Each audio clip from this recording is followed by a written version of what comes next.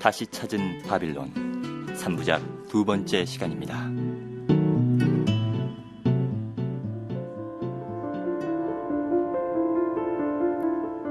지난 이야기. 변해버린 파리로 돌아온 찰리는 마음이 무겁다. 동서의 집에 간 찰리는 딸 오노리어를 만나고 자신의 사업이 잘 돼 돈을 많이 벌었으며 술도 자제하고 있다고 말한다.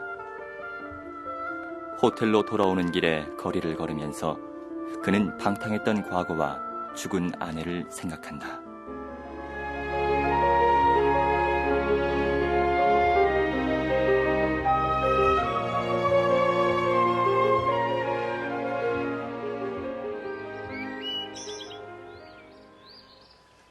눈을 떠보니 맑은 가을날이었다.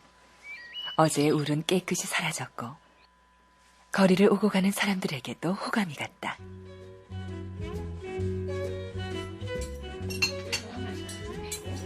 점심때 그는 르그랑 호텔의 식당에서 오노리아와 마주 앉아 있었다. 오노리아는 기대에 가득 찬 두 눈을 반짝이며 아버지의 얼굴을 바라보았다. 이제부터 뭘 하나요?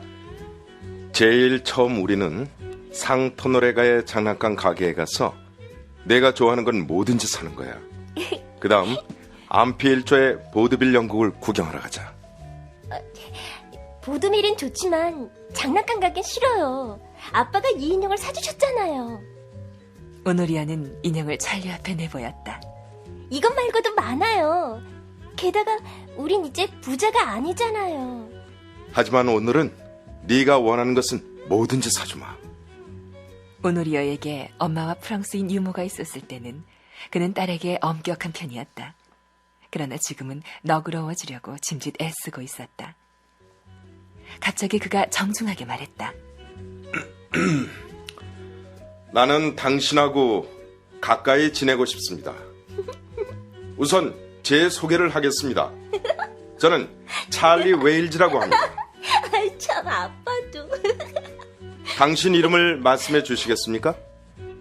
그가 계속해서 정중하게 묻자 오노리어도 얼른 자기의 배역을 맡았다. 전 오노리어 웨일즈라고 합니다. 미혼입니다. 하지만 부인에게는 어린애가 있지 않습니까? 찰리는 오노리어의 인형을 가리켰다. 오노리어는 인형을 가슴에다 꼭 갖다 대고는 재빨리 생각하며 대꾸했다. 네, 전에 결혼을 했지만 지금은 아니에요. 남편은 죽었습니다. 어린애의 이름은 뭐라고 하죠? 시몬누입니다. 학교에서 제일 친한 친구의 이름을 땄어요. 그래. 내가 학교에서 공부를 잘한다니 참으로 기쁘다. 이번 달엔 3등 했어요. 찰리는 조심스럽게 슬쩍 물었다. 그런데 마리온 숙모와 링컨 숙부 중에 누구를 더 좋아하지? 그거야 링컨 숙부죠. 그는 점점 더 마리온의 집에서 오노리오의 존재를 의심하게 되었다. 그런데 아빠, 우린 왜 같이 살지 않죠? 엄마가 안 계셔서 그래요? 너는 여기에서 프랑스 말을 더 공부해야 해. 아빠가 너를 그렇게 잘 보살펴 주기란 어려울 테니까. 이제 보살펴 주실 필요는 없어요. 혼자서도 다 할 수 있단 말이에요.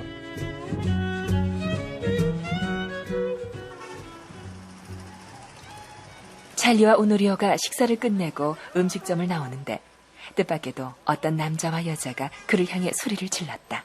야, 웨일즈! 야, 오랜만인데? 야, 이거 로레인.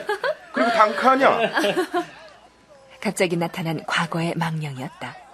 단칸 슈퍼는 대학 시절의 친구이고 로레인 퀴로우스는 나이 30의 아름다운 금발 여인이었다. 그녀는 3년 전에 한 달을 하루처럼 방탕하게 살았던 당시의 생활을 도와주었던 여러 벗들 중에 하나였다. 로레인은 왜 혼자야? 제 남편은 올해는 올 수 없었어요. 우린 아주 가난해요. 매달 200달러씩 보내주면서 그걸로 최저 생활을 해나갈 수 있을 거라고 말하지 않겠어요? 아, 저 오랜만에 만났는데 다시 식당에 되돌아가는 게 어때? 하하, 그건 불가능한데. 찰리는 사양할 구실이 있어 기뻤다. 언제나 그랬듯이 그는 로레인에게서 정열적이며 도발적인 매력을 느꼈지만 지금은 여느 때와는 달랐다. 볼 일이 있어요. 대신 주소를 가르쳐 주세요. 내가 전화를 걸겠어요. 찰리, 당신 술을 끊었군요? 탱크, 정말 술을 끊었는지 한번 시험해봐요. 자네, 주소는 어딘가? 찰리는 마음이 내키지 않아 호텔 이름을 대지 않고 우물쭈물 망설이고 있었다. 아직 정하지 않았어. 내가 전화 거는 게 나을 거야. 우리는 암필조의 보드빌을 보러 가는 길이야. 그래요? 그럼 좋아요. 잘 가요, 기원 아가씨. 어쨌든 달갑지 않은 해후였다. 그들이 그를 좋아한 것은 그가 경제적인 능력이 있었기 때문이다. 그리고 그들이 그를 만나기를 원한 이유는 그에게서 자신의 생계에 도움이 될 만한 무엇을 얻고 싶어 했다.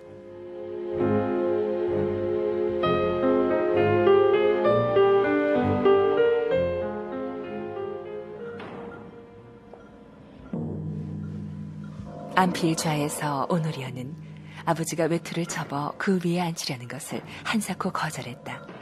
오노리어는 이미 자기 나름의 규범을 지닌 하나의 인격체가 되어가고 있었다.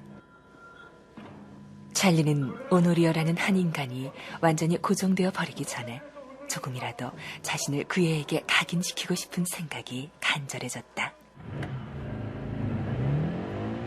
택시를 타고 집에 돌아가는 길에 찰리는 딸의 머리가 자기 가슴에 닿게끔 바싹 끌어당겼다. 오늘이요. 엄마 생각한 적 있니? 그럼요. 엄마를 잊어서는 안 된다. 엄마 사진 갖고 있니? 네. 그런데 왜 엄마를 잊지 말라는 거예요? 엄마는 널 지극히 사랑했으니까. 나도 엄마가 참 좋았어요. 아빠, 난 아빠하고 같이 살고 싶어요. 가슴이 뛰었다. 그는 이렇게 되기를 바라고 있었던 것이다. 넌 지금 행복하지 않니? 행복해요. 하지만 난 누구보다도 아빠가 더 좋아요. 그리고 아빠도 누구보다 날 더 좋아하지 않아요? 그거야 물론이지.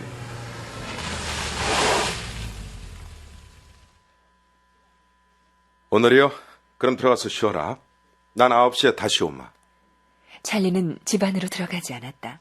다시 찾아와 이야기해야 할 일에 대비하여 그는 몸과 마음을 싱싱하고 새로운 활기로 채우고 싶었다. 집에 잘 들어가면 저 창문가에 잠깐 나오도록 해라. 네, 알았어요. 안녕, 아빠.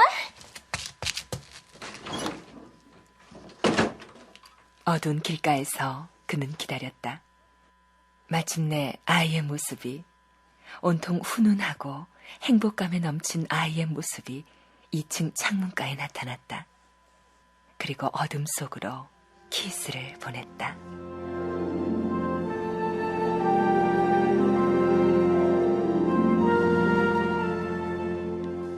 9시, 찰리가 다시 찾아갔을 때 마리온과 링컨은 그를 기다리고 있었다. 제 용건에 대해서는 알고 있으리라고 생각합니다. 다시 말하면 제가 왜 파리에 왔는가 그 이유를 말입니다. 마리온이 얼굴을 찌푸렸다. 저는 이제 가정을 갖고 싶어서 못 견디겠습니다. 그리고 오노리어와 함께 살고 싶습니다. 그의 엄마 대신에 오노리어를 맡아주신 데 대해서는 참으로 고맙게 여기고 있습니다만 이제는 사정이 달라졌습니다. 그는 잠깐 주저했지만 그 다음에는 더욱 힘있게 말을 이었다. 제 사정이 전과는 다르게 변했습니다. 이 점을 다시 잘 생각해 주시기 바랍니다. 3년 전에 제가 했던 지독한 행위를 부정할 생각은 조금도 없습니다. 마리오는 매서운 눈초리로 그를 쳐다보았다. 허나 이제는 다 끝났습니다. 지난번에도 말씀드렸듯이 1년이 넘도록 술은 하루 한 잔밖에 마시지 않았습니다. 그 한 잔도 일부러 마시고 있답니다. 머릿속에서 알코올에 대한 생각이 너무 커지지 않도록 하기 위해서입니다. 제 말뜻을 아시겠죠? 모르겠어요. 그리고 벌링턴에서 누이 동생을 데려와 집안일을 돌보게 할 생각입니다. 그래서 오노리어도 꼭 데리고 갔으면 합니다. 이 문제에 대해서 어떻게 생각하십니까? 논쟁이 한두 시간은 계속될 것이고 쉽게 해결되지도 않을 것이다. 그렇지만 만일 개신개과한 죄인의 부드러운 태도를 유지하면서 마리온의 떨쳐버리기 힘든 원망의 감정을 조절해 간다면 결국에 가서는 목적을 달성할 수 있을 것이다. 참아라. 오노리아와 함께 살 수만 있으면 된다. 링컨이 먼저 입을 열었다. 지난달에 편지를 받았을 때부터 우리는 줄곧 얘기를 해왔다네.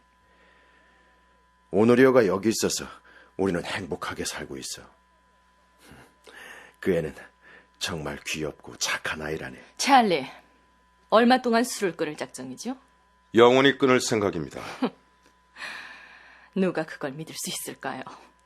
제가 일을 그만두고 할 일 없이 이곳에 올 때까지는 폭주한 적이 한 번도 없었어요. 그런데 헬렌과 함께 헬렌 여기저- 얘긴 꺼내지 말아요. 헬렌 얘기를 그렇게 하다니 차마 들을 수가 없군요. 제가 술을 마신 것도 기껏해야 1년 반밖에 되지 않습니다. 우리들이 이곳에 와서부터 내가 망할 때까지 말입니다. 나는 만일 헬렌이 살아있다면 나더러 어떻게 하기를 원했을까를 애써 생각하고 있어요. 솔직히 말해서 당신이 그 끔찍스러운 일을 저지른 그날 밤부터 당신이라는 인간은 내게는 존재하지 않았어요. 그 애는 내 동생이었으니까. 네. 동생이 숨을 거둘 때 오노리어를 내게 부탁했어요.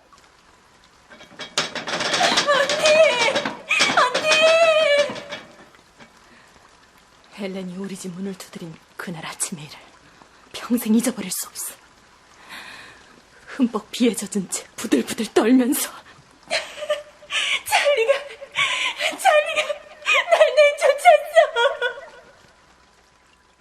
내가 헬렌을 내쫓았던 그날 밤은 그런 얘기는 되풀이하고 싶지 않아요.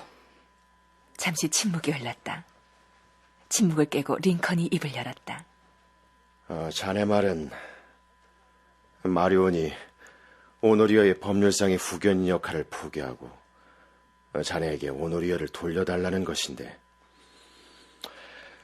그런데 문제의 요점은 우리 집사람이 자네를 믿느냐 안 믿느냐에 달려있다고 보네. 저를 100% 믿어도 좋습니다. 물론 인간인 이상 언제 또 실수를 하게 될지 모를 일이기는 합니다만, 그러나 너무 오래 기다리면 가정을 갖게 될 기회도 잃게 될 것입니다. 그러면 오노리어를 영원히 잃게 될지도 모르죠. 그러면 왜 진작 이 문제를 생각하지 않았어요? 가끔씩 오노리어와 나의 미래를 생각했었죠. 그러나 내가 후견인을 두는데 동의했을 때는 요양원에 누워 있었고 증권 파동으로 빈털터리가 되었죠. 그러나 지금은 사정이 다릅니다. 지금은 직분을 다하고 있으며 품행도 제기를 지극히 단정하지요. 다만 내 앞에서 야비한 말은 쓰지 말아요. 그녀는 한마디 한마디에 혐오감을 분명히 나타냈다.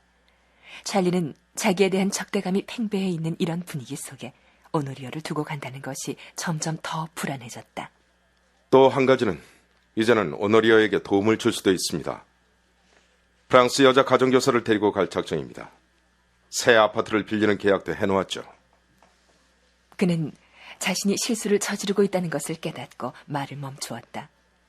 그의 수입이 그들 수입의 2배가 된다는 사실을 그들이 고요한 마음으로 받아들이리라고는 도저히 기대할 수 없었다.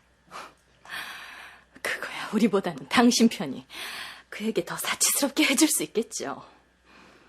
당신이 돈을 물수도 쓰고 있을 때 우리는 10프랑을 아끼며 살았으니 말이에요. 당신은 또 그렇게 하기 시작할 참이군요. 아닙니다. 지난 10년 동안 다른 사람들처럼 열심히 일해왔어요. 그러다가 증권에서 한몫 단단히 보았죠. 그러나 그런 일은 2번 다시 없을 겁니다. 오랜 침묵이 흘렀다. 모두 신경이 예민해져 가는 것을 느꼈다.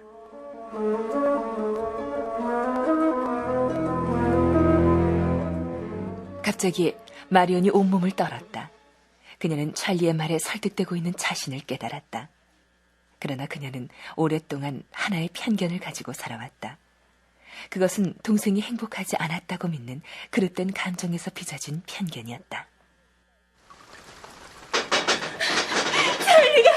날 내쫓았어. 그 편견은 끔찍스런 하룻밤의 충격에서 그에 대한 증오로 바뀌고 말았다. 그때 그녀는 잦은 병치료와 역경에서 오는 절망 상태에 빠져 있었다. 때문에 명백한 악행을 저지른 그를 악인으로 낙인 찍는 것이 자신에게도 필요했던 것이다. 난 그렇게 생각할 수 없어. 헬렌의 죽음에 얼마만큼 책임이 있는지 모르겠지만 그건 당신의 양심으로 해결해야 할 문제일 거예요. 고통이 전류처럼 온몸에 밀어닥쳤다. 찰리는 자리를 박차고 벌떡 일어섰다. 헬렌은 심장병으로 죽었어요. 그럼요. 심장병이죠. 마리오는 격분이 가라앉자 맥 빠진 허전한 기분으로 찰리의 모습을 똑똑히 보았다. 좋을 대로 하세요. 그앤 당신 자식이니까. 나의 어디 방해할 사람이 되나요? 둘이서 결정해요. 난 더 이상 참을 수가 없어요. 가서 누워야겠어요. 그녀는 황급히 방을 뛰쳐나갔다. 링컨이 말했다. 오늘은 저 사람도 힘들었을 거야. 고정관념이 워낙 강해서. 이젠 괜찮을 거야. 자네가 그 애를 키울 수 있다는 것을 알았을 테니.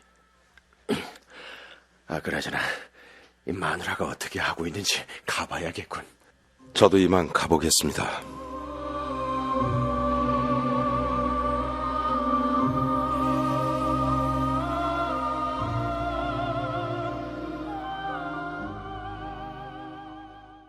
스콧 피츠제랄드 원작의 다시 찾은 바빌론 2부를 마칩니다.